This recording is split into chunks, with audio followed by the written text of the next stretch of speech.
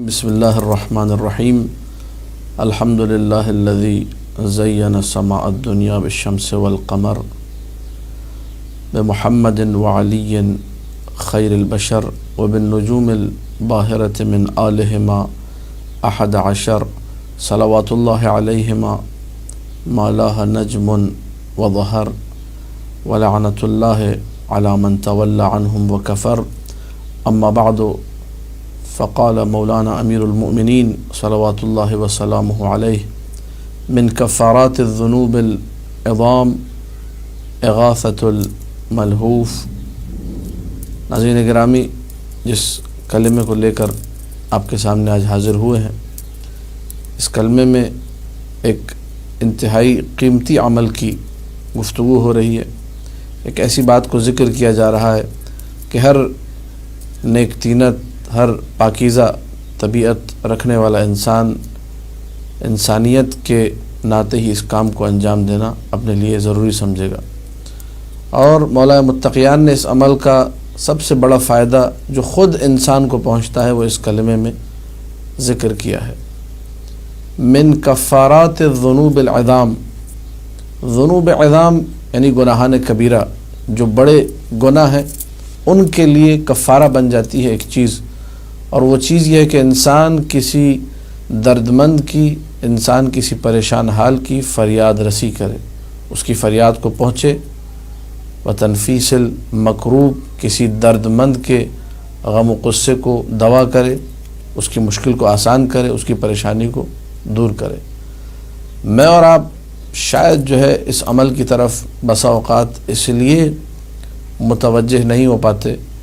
کہ اپنی ہم لوگ بساط کو دیکھتے ہیں، مسئلہ سامنے والے کا بڑا ہے، پیسے میرے پاس کم ہیں، میں اس کی کیسے مدد کر سکتا ہوں، یا مثال کے طور پر بہت ساری ایسی مشکلات ہوتی ہیں جہاں پہ مجھ سے کچھ نہیں بن سکتا، تو میں اپنے آپ کو وہاں پر لاچار یا بیچارہ تصور کرتے ہوئے آگے بڑھنے کی کوشش ہی نہیں کر سکتا کہ میں کیا کر سکتا ہوں۔ لیکن مولا متقیان نے اس جملے میں ہمیں ترغیب دلائی ہے کہ آگے بڑھو، اپنے گناہوں پر اگر پردہ ڈلوانا چاہتے ہو، تمہارے گناہوں کے لیے اگر چاہتے ہو کہ خدا کی طرف سے کفارہ ہو، کفارے کا مطلب وہ چیز جو گناہوں کو چھپا دے، جو تمہیں لوگوں کی نگاہوں میں عزیز بنا کے رکھے۔ خدا ستار العیوب ہے، لیکن اس نے کچھ ایسے اعمال بھی بتائے ہیں جو کہ ستر عیب کا باعث بنتے ہیں۔ ان میں سے ایک عمل ہے اغاثۃ الملہوف۔ اب یہ کہ اس مشکل کو بھی خود معصومین علیہم السلام نے آسان کر دیا کہ کیسے ہم لوگ ہر کسی کی مدد کر سکتے ہیں، اور یہ جملہ کائنات کے ہر فرد بشر کے لیے ہے۔ ہم میں سے ہر کوئی محتاج ہوتا ہے، ہم میں سے ہر کسی کو بسا اوقات ضرورت پڑتی ہے، ہم میں سے ہر ایک کبھی نہ کبھی مشکل میں پھنستا ہے۔ تو ایسے لوگ جو ہماری مدد کرتے ہیں، ہم ذرا اس لمحے کو اپنے اوپر رکھ کر سوچیں کہ ہم کیسے ان کے لیے دعا کرتے ہیں، ہم کیسے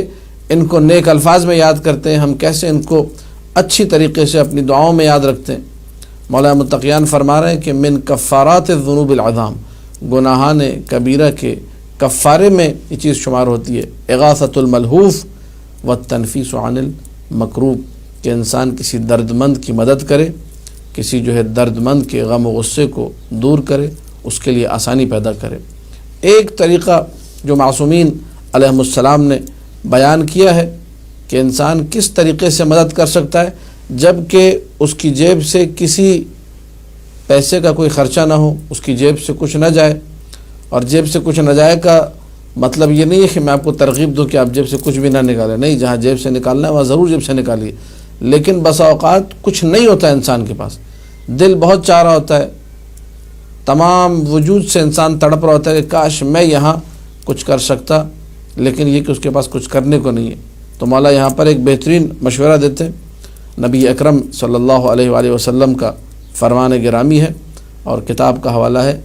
اعلام الدین فی صفات المؤمنین، دیلمی صاحب کی کتاب ہے، وہاں میں نے یہ روایت پڑھی۔ من سرہ ان ینفس اللہ کربتہ، جو یہ چاہتا ہے کہ میرے غم دور ہوں، میری پریشانیاں دور ہوں، میرے لیے آسانیاں ہوں جب میں مشکل میں پھنسوں،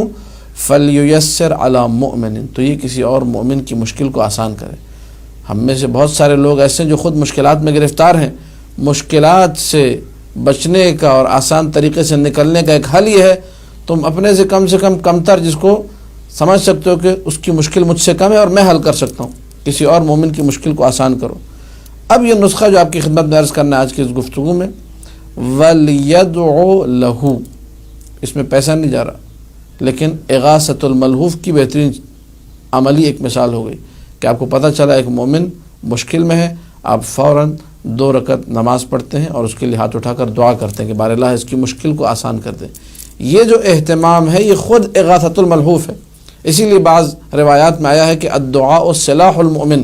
دعا مومن کا اسلحہ ہے، اور اس اسلحے کو استعمال کرنا اپنے مومن بھائی کی مدد کے لیے یہ خود عملی طور پر اغاثۃ الملہوف ہے کہ انسان کسی درد مند کی مدد کرے۔ اسی طریقے سے بعض روایات میں جو کہ معانی الاخبار میں تفصیلی روایت ہے، میں نے ایک ٹکڑا اٹھایا جو ہماری گفتگو سے مربوط ہے۔ معصوم کا ارشاد ہے من الذنوب التي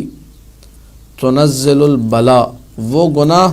جو کہ باعث بنتے ہیں کہ بلائیں نازل ہوں، یعنی بعض ہم لوگ ایسے گناہ کرتے ہیں کہ جس کی وجہ سے ہم لوگ خود مشکلات میں پھنس جاتے ہیں، بلاؤں میں گرفتار ہو جاتے ہیں۔ مولا فرماتے ترک اغاثۃ الملہوف، اگر درد مند کی تم نے مدد نہیں کی، کسی کو مشکل میں پھنسا دیکھا، میرا ہیڈ ایک نہیں ہے، یہ میرا درد سر نہیں ہے، یہ میری پریشانی نہیں ہے، یہ کہہ کر تم پیچھے ہٹ گئے، کل کو خدا تمہیں مشکل میں گرفتار کر دے گا تمہارے آگے نہ بڑھنے کی مدد۔ کیوں تم نے مدد نہیں کی تھی ایک مومن کی؟ کیوں مومن کو سہارا نہیں دیا تھا؟ تم سہارا دے سکتے تھے۔ اور آج کل کے اس نفسا نفسی کا جو دور ہے کہ ہر شخص اپنی سوچ اور اپنی فکر میں ہے کہ میرا کام نکل رہا ہے، کہتے ہیں جی بھائی گیو اینڈ ٹیک کی دنیا ہے، یہ لو اور دو، احترم تحترم، احترام کرو احترام کرواؤ۔ یہ جو سوچ ہے یہ سوچ اچھی نہیں ہے، شریعت نے ہمیں اس سے اوپر جا کر درس دیا۔ احترم تحترم، تحترم تو واجبی سی چیز ہے کہ تم احترام کرو تو تمہارا احترام کیا جائے گا، تم اگر دو گے تو پھر ہم بھی تمہیں دیں گے، تم اگر عطا کرو گے ہم بھی تمہیں عطا کریں گے۔ یہ تو حل جزاء الاحسان الا الاحسان، یہ تو انسانیت کا کمال نہیں ہے۔ کمال وہ ہوتا ہے جو آپ کی ذات سے مختص ہو، کمال انسانی وہ ہے جو آپ سے مختص ہو۔ اگر آپ کے ساتھ اختصاص نہیں رکھتی یہ چیز تو یہ کمال نہیں ہے آپ کے لیے۔ کتے کو بھی اگر روٹی ڈالی جائے وہ بھی دم ہلاتا ہے۔ یہ جنبہ، یہ جو طبیعت ہے، یہ جو مزاج ہے کہ سامنے والا نیکی کرے تو تم نیکی کرو، یہ تو حیوانات کے اندر بھی موجود ہے، کمال انسانی نہیں ہے۔ کمال انسانی یہ ہے کہ انسان اس سوچ میں نہ رہے کہ میرے ساتھ نیکی ہوگی، اس سوچ میں رہے کہ میں سامنے والے کا مسئلہ حل کر دوں گا، اور یقیناً جب یہ سامنے والے کا مسئلہ حل کرے گا، ابھی ہم نے روایت پڑھی کہ اللہ اس کی مشکل کو آسان کرے گا، پھر ولو لوگ آگے نہ آئیں۔ اپنے مومن بھائی کی مشکل کو حل کیا، خداوند متعال خود آپ کی مشکل کو آسان کرے گا۔ علماء نے اس موضوع پہ بہت کام کیا، حتیٰ کہ سید ابن طاؤس نے پوری ایک کتاب لکھی ہے جس کتاب کا نام ہی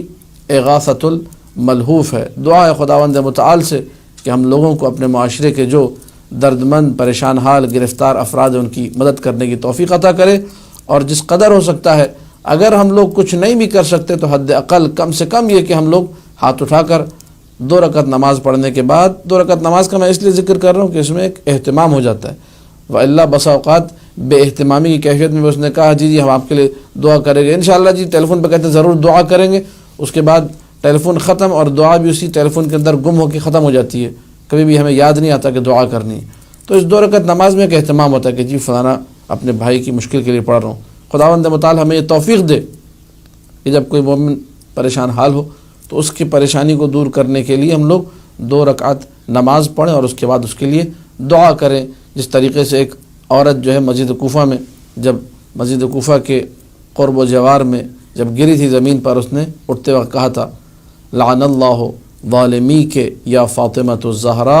اور یہ خبر امام کو ملی تھی کہ اس کو لے جایا گیا، جیل میں ڈال دیا گیا، لے جا کے گرفتار کر لیا گیا، تو امام اپنے گھر سے مسجد گئے۔ یہ اہتمام ہے، یہ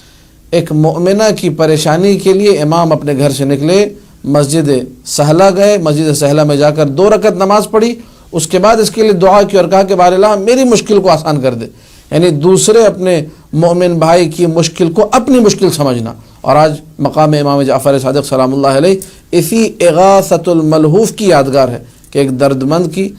پریشانی کو دور کرنے کے لیے، اس کو گرفتاری سے نکالنے کے لیے امام جعفر صادق نے 2 رکعت نماز پڑھ کے دعا کی تھی۔ یہ مقام ہے ہی مقام کانما اغاثۃ الملہوف، مقام التنفیس عن المکروب۔ لوگ ساری دنیا آتی 2 رکعت نماز پڑھتے ہیں، کاش کہ اس مطلب کو سمجھے کہ 2 رکعت نماز پڑھی کیوں گئی تھی، اور اس کے بعد دعا کیا کی گئی تھی۔ انشاءاللہ خداوند متعال ہم سب کو توفیق دے گا اور ہمیں یہ کامیابی دے گا کہ اس طریقے سے ہم لوگ مدد کریں مومن کی اور اپنی مشکلات کو بھی آسان کریں۔ وآخر دعوانا ان الحمد للہ رب العالمین۔